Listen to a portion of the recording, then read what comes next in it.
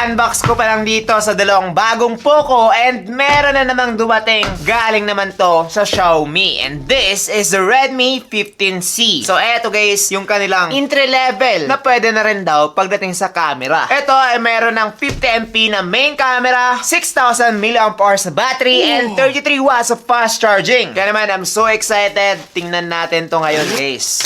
Dapat lang talaga maganda to. Ito ay meron tatlong variant, 4128, 6128, and 8256GB. Yung 8256GB is around 6,500 plus. Yung 6128 naman is around 5,700. And yung 4128 naman is just 5,200. Now, etong binili ko guys, is I guess yung 6128 lang. Na kung gusto nyong ipamigay ko to, just comment down below. Yun.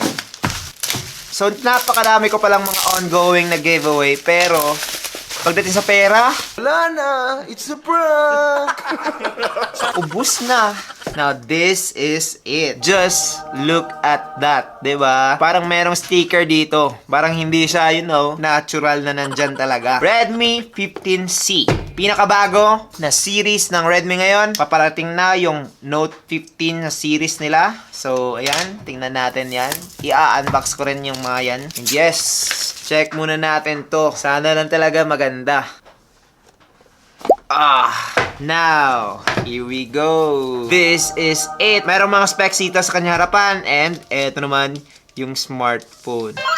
Oh my God. Just look at that. Meron pang signature dito. Sino ba to? Ay, wala pala. Akala ko pangalan. Pero, name pala ng phone. Redmi 15C. Napaka-cool. Parang, you know, pirma na isang sikat na celebrity. Dito naman, meron tayong mini box. Nakalagay yung kanyang SIM ejector pin, mga paperworks, and yung kanyang free na jelly case, which is clear case po siya. Now, I think na halos same sila nitong Poco C85. Merong similarity, 'di ba? Kaso lang, mas maganda ata yung camera module na tong Redmi 15C. Yun yung masasabi ko. After that, meron tayo dito USB-A to Type-C na cable and 33 watts charging brick. So, naglalagay pa rin sila ng charger. Meron ding case. Kompletong-kompleto na for me yung packaging nitong Redmi 15C. The design is good. The weight is good also. Malaki siya. 6.9 inch to guys. Mahilig talaga si Poco sa malalaki. Yung parang akin.